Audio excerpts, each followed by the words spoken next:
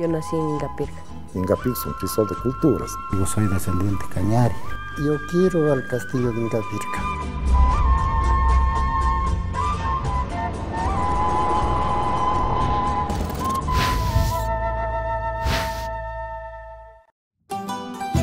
En la cuenca alta del río Cañar, a 3.160 metros sobre el nivel del mar, se encuentra Ingapirca, el complejo arqueológico de arquitectura imperial cusqueña más importante y monumental del Ecuador.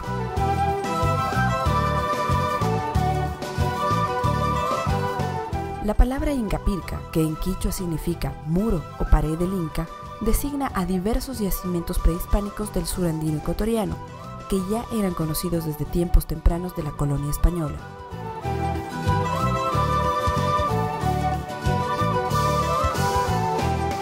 Pedro Cieza de León, quien visitó estas tierras a mediados del siglo XVI, dejó constancia de los grandes aposentos existentes en Jatún Cañar, como se conocía al sector del que se derivó el nombre del milenario pueblo cañari.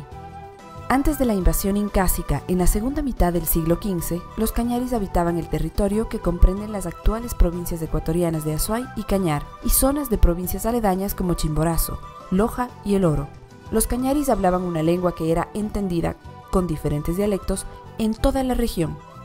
Fieros guerreros y hábiles comerciantes trabajaban el metal, eran excelentes orfebres y ceramistas. Conocían de geografía y astronomía.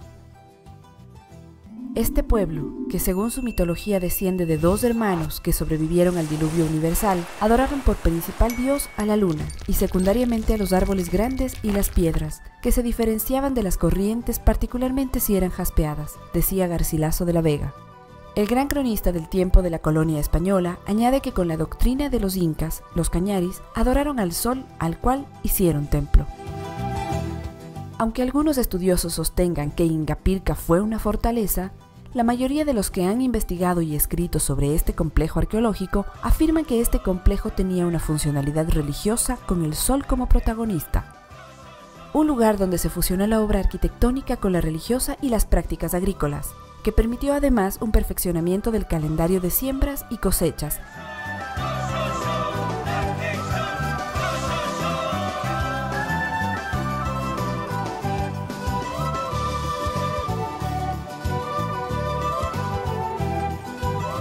Gracias a su posición geográfica cercana al ecuador terrestre, que permitió definir fechas exactas en la partición anual de fiestas, ritos y homenajes. El templo principal fue la construcción de primer orden con piedra tallada con forma de elipse, que hoy se conoce como el castillo, levantado por el Inca Huayna Cápac a fines del siglo XV, que sirvió como núcleo de este centro religioso, político, científico, militar y administrativo.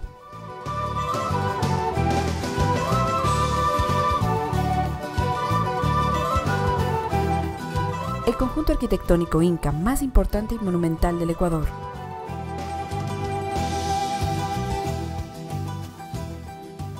Fue descrito por primera vez por los científicos y marinos españoles Antonio de Ulloa y Jorge Juan, quienes llegaron a la Real Audiencia de Quito en 1736, acompañando la primera misión geodésica francesa. Uno de los miembros sobresalientes de esta misión, el académico francés Carlos María de la Condamine, publicará en Europa la descripción más detallada de la época y un croquis que incluye el castillo y sus aposentos aledaños. Durante el siglo XIX, el lugar fue visitado por conocidos naturalistas como Alejandro von Humboldt y por el historiador Federico González Suárez, quien comenta por esos años el avanzado estado de deterioro del complejo arqueológico, en contraste con la buena conservación que habían registrado los visitantes del siglo anterior.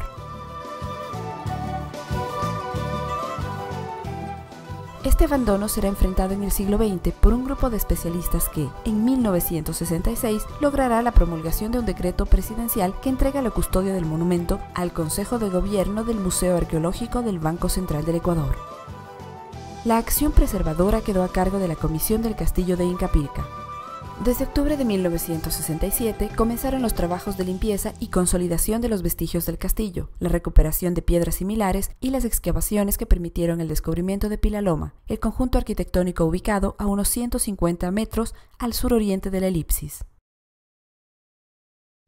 Cuando vino el primer arqueólogo de los Estados Unidos, se llamaba Gordon Hadden.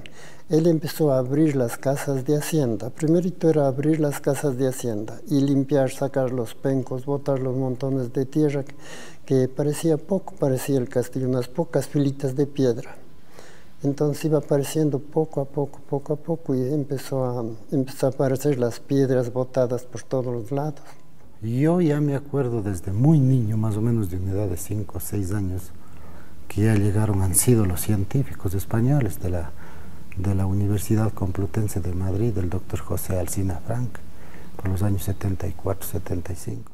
En la década del 70, al trabajo invaluable de los expertos ecuatorianos se suma la participación de entidades educativas internacionales, como la Universidad Complutense de Madrid y la Universidad de Varsovia. La labor de la primera permitirá despejar todos los muros de la Condamine y Pilaloma y consolidar la estructura principal y los aposentos vecinos a ella.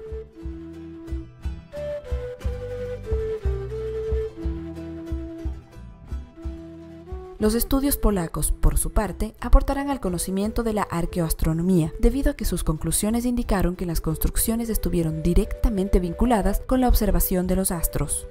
En 1985 comenzó a funcionar el Museo de Ingapirca, que expone al público una importante colección de piezas de cerámica, metal, piedra y tejidos que representaban a las diferentes culturas de la zona, como Narrío, Cachaloma, Tacalchapa e Inca.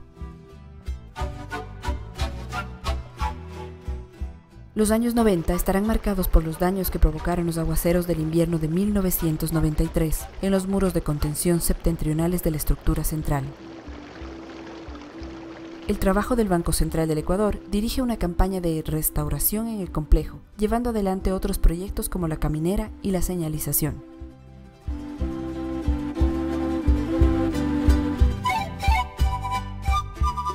Siguiendo por estos caminos y respetando estas señales, podemos recorrer primero Pilaloma, el edificio de más larga ocupación y el más antiguo del complejo monumental, levantado sobre un promontorio de baja altura situado al sureste del castillo.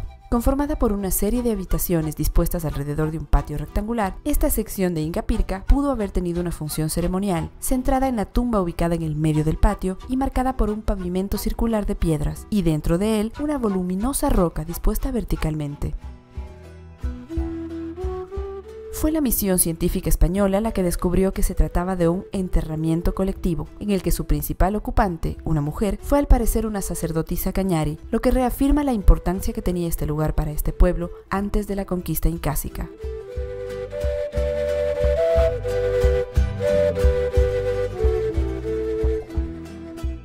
Las características que presenta Pilaloma indican que los restos actuales incluyen adecuaciones realizadas por arquitectos incas. Luego podemos caminar por la Condamine y la Vaguada, terminología conferida por los miembros de la misión española. Este sector tuvo un carácter habitacional y habría albergado a las personas al servicio del Templo al Sol. Por sus similitudes con otros centros incas en Perú, podría tratarse de un Aglahuasi, o residencia de las Vírgenes del Sol, que vigilaban el cumplimiento de los trabajos rotativos de los pueblos sometidos. En 1975, 39 cuerpos fueron desenterrados en este lugar. Al norte del promontorio donde se asienta el castillo y la Condamine está el Ingachungana, o Juego del Inca, una suerte de depósito labrado en roca. Su nombre, Juego del Inca, ha hecho que algunos expertos interpreten que los antiguos habitantes de Ingapirca jugaban en esta sección con bolas lanzadas con precisión por canales allí existentes. Pero para otros investigadores no es un juego, no es Ingachungana, sino Intihuatana, o sitio de culto, presente en casi todos los centros de importancia de los incas. Según los estudios arqueológicos, este lugar era utilizado para cultos relacionados con el agua. En el camino de descenso desde Ingachungana hacia la quebrada del Intihuayco, se puede observar una piedra cuya forma ha sugerido la cabeza de una tortuga, completada con una forma natural que aparenta un carapacho. Este animal no pertenece a la fauna de la región, por lo que su presencia supone un conocimiento de la zona costera por parte de los cañaris, si es que se trata de una obra realizada antes de la conquista incásica. Recorriendo la base del gran acantilado que domina la quebrada del Intihuayco, siempre en dirección occidental, se observa un gran peñasco saliente que evoca los trazos de un rostro humano conocido como Ingañahui o cara del Inca. En Ingapirca hay una gran sucesión cultural que arranca probablemente miles de años atrás, miles de años antes de que los incas habrían aparecido por aquí. Ellos eran unos guairapes chamuscas venidos, que quiere decir venidos de otra tierra, los incas también han venido, y que aquí habían otros indígenas que se llamaban los cañaris.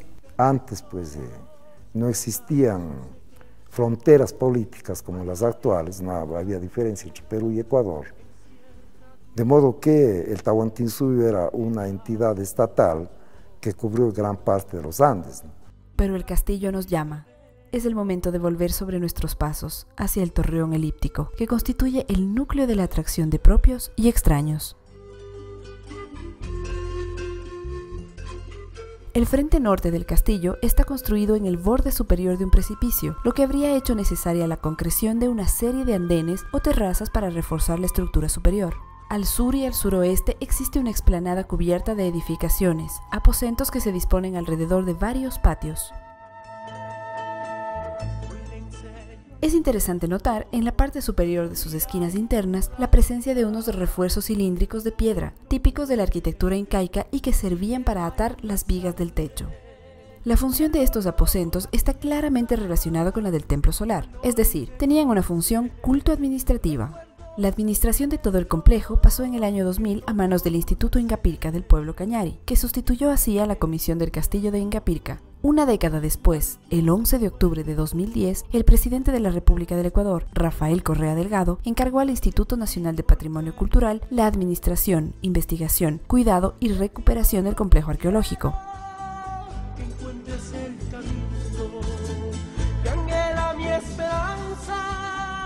Porque el legado de Ingapirca va más allá de sus imponentes ruinas, reconocidas por su belleza y conservación tanto a nivel nacional como internacional. Es la historia viva de los pueblos y de las culturas que habitaron el sur ecuatoriano, los cañaris primero, los incas después, quienes moldearon la identidad de esta región. Una historia que espera a los visitantes del complejo para ser leída, interpretada y disfrutada en cada uno de sus rincones. Somos vecinos del castillo de Ingapirca. Es lo único y lo más conservado que tiene el Ecuador. Nos enamoramos aquí en Ingapirca. Algo tener antiguo es muy bello. Me ha dado vida, me ha dado fortaleza. Concretamente Ingapirca, pienso que debería ser conocido por todo ecuatoriano. Y un gran orgullo de ser ingapirqueño. Yo siento cariño por Ingapirca. Yo siento cariño por Ingapirca.